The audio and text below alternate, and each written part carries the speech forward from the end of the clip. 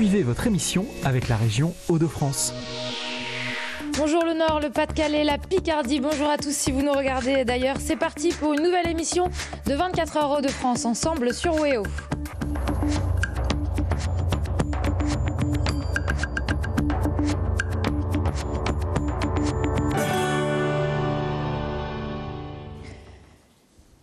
Et on va beaucoup parler d'audiovisuel aujourd'hui, mais pas que. Et pour ça, mes premiers invités m'ont rejointe sur le plateau. On va faire les présentations. Bonjour à tous les trois, déjà bienvenue.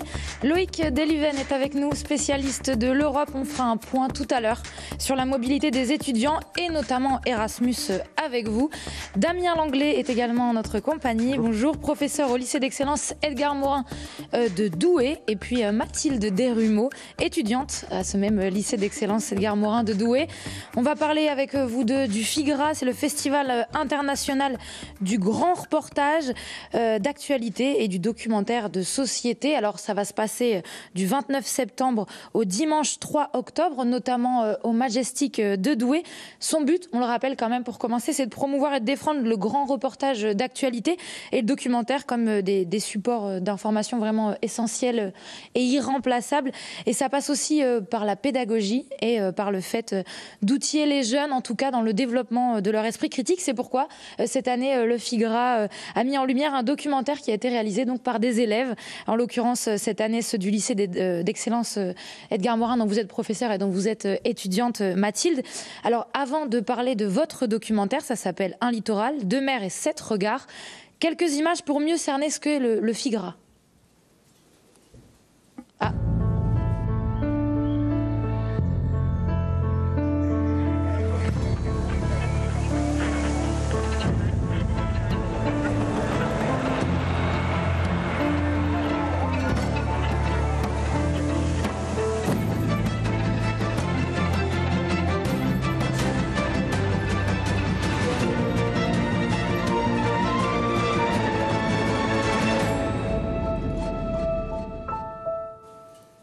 Voilà pour le FIGRA, donc on rappelle les dates du 29 septembre au 3 octobre. Ce documentaire, vous y bossez depuis quand tous les deux? Enfin, pas vous tous les deux, mais vous bossez depuis quand sur ce projet? On a commencé à travailler directement en 2019-2020. C'est un projet de la classe donc de première une. Alors, il y a une histoire en amont de ce documentaire, puisqu'il y a eu un premier documentaire. Il y a eu une exposition au conseil régional. Il y a eu cette préparation de documentaire, donc l'année scolaire 2019-2020. Bien sûr, qui a été un petit peu compliqué pour la réalisation, puisqu'il y a eu le Covid entre les deux, puisqu'on aurait dû tourner le 6-7 avril 2020. Bon, on était chez nous. Et donc, on a réussi globalement à finir le documentaire. On l'a tourné donc fin septembre et début octobre 2020 pour une projection, donc là, cette fois-ci au FIGRA, ce qui est un honneur pour nous. Et pour les élèves en tout cas. Alors c'était pas le but premier du coup, le FIGRA? Comment ça s'est passé en fait? Comment ça a dérivé comment c'est arrivé ce beau projet soit mis en lumière finalement? En fait, il y a eu un premier documentaire en 2014-2015. Ouais, donc ça remonte à quelques années. Celui-là, c'était vraiment l'assemblage de séquences de reportages. Il a été primé, ce premier documentaire. Il a plu au conseil régional, qui nous a dit faites-nous une suite, parce que c'était le littoral à l'époque du Nord-Pas-de-Calais. Là, c'est les Hauts-de-France. Et donc là, on s'est dit, il faut trouver quelque chose de différent. Donc là, on a travaillé avec les élèves. Et dans ce deuxième documentaire, on est vraiment sur du vécu. Le titre, il y a le mot 7 regards, parce qu'il y a 7 témoins.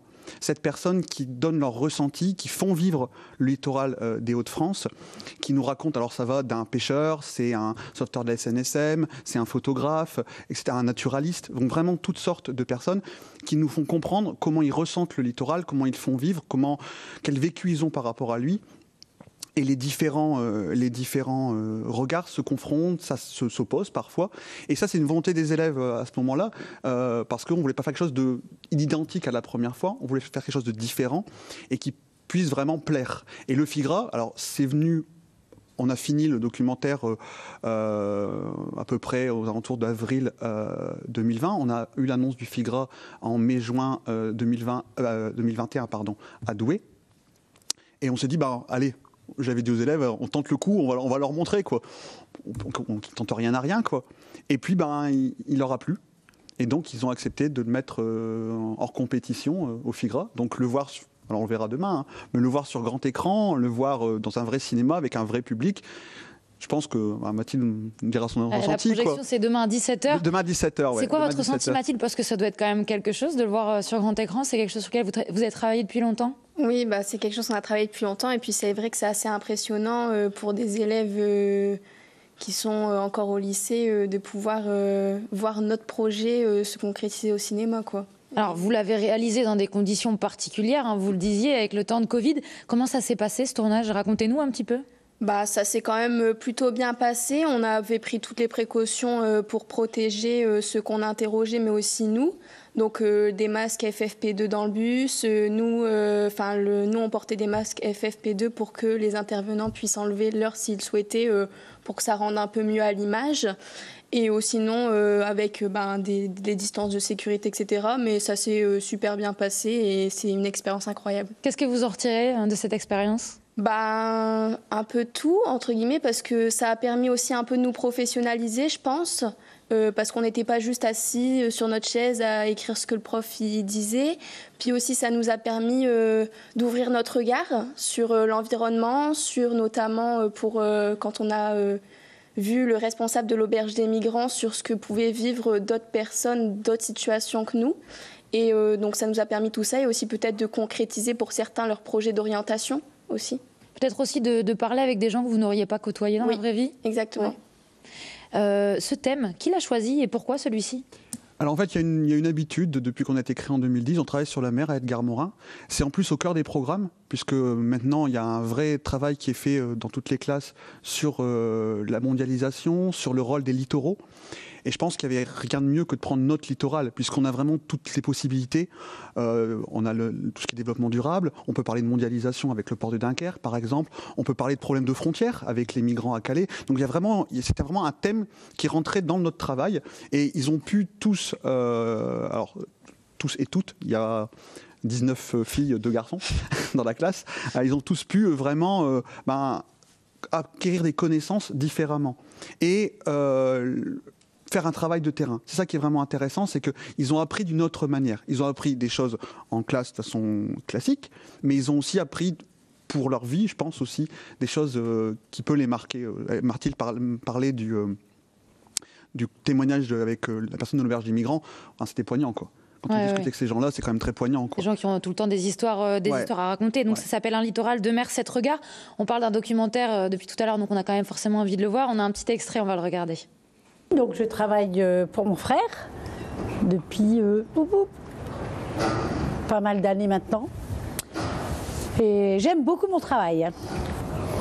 Le métier que j'exerce, c'est un très dur métier. Je pars en mer le soir vers 19-20 h pour rentrer le lendemain midi, ou soit je pars vers 2-3 h du matin pour rentrer en fin de journée vers 16-17 h, 18 h. Suivant Laurent rentre en général l'après-midi, donc tout ce qui rentre est vendu le lendemain matin. Donc lui, il met tout en chambre froide. Et moi, j'arrive le matin à 6 h. Donc quand Laurent est en mer, soit on va chercher en chambre froide, ou j'ai mon papa qui me ramène la marchandise le matin à 6 h. Alors j'ai une question, une remarque qui s'adresse un petit peu à vous deux. On parlait de pédagogie tout à l'heure, parce qu'il est important encore aujourd'hui que les jeunes sachent reconnaître la bonne information de la moins bonne information, notamment avec le monde des réseaux sociaux et ce monde de désinformation aujourd'hui. C'est important. C'est important. Je pense que ça. Alors là en plus, ce qu'on disait, ils ont créé un média, ils ont créé un documentaire, et donc ils ont compris qu'on pouvait faire dire des choses différemment. C'est quand ils ont déroché les jours de tournage, quand on a assemblé les choses, c'est eux qui se sont rendus compte qu'on pouvait confronter tel ou tel élément avec tel ou tel autre pour faire avancer en fait le documentaire, pour que il y ait une narration et qu'on se rende compte vraiment qu'on peut faire évoluer son regard sur une thématique. Entre le moment où on a commencé à travailler en classe et le moment où on a tourné et après, je pense que leur regard sur la thématique, elle a complètement évolué, parce qu'ils se sont appropriés les choses. C'est ça qui est hyper important, je pense. Justement, Mathilde, on parle de désinformation, d'information aussi. Les jeunes aujourd'hui vont parfois vite, l'information va trop vite aussi sur les réseaux sociaux. C'est important pour vous de réapprendre à s'informer correctement, ou alors comment vous vous informez, vous, par exemple? C'est sûr, c'est très important. C'est vrai que avec les réseaux sociaux, on lit, on voit la première information et on le répète, et puis tout le monde y croit. C'est vrai que je pense que justement, l'école, elle est là aussi pour qu'on puisse poser des questions et que nos professeurs puissent nous guider pour savoir comment trouver la bonne information et nous montrer la bonne information. je pense que ça reste ça la meilleure solution. Et sinon, continuer à approfondir nos recherches pour vraiment voir sur des sites fiables. Alors on sent parfois, Damien, une espèce de méfiance des jeunes vis-à-vis de l'info et des journalistes. C'est quelque chose que vous ressentez parfois auprès de vos étudiants ?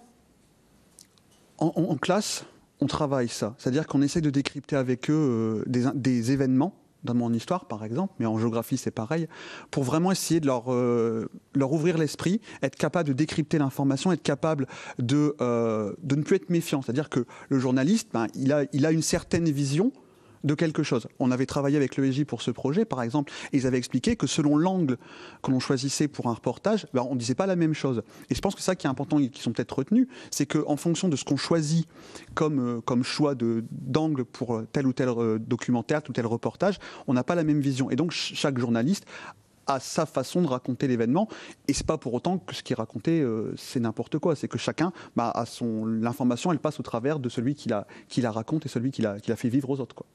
Moi, je trouve, Mathilde, qu'il a l'air super, votre professeur, hein, franchement. Oui, c'est le meilleur.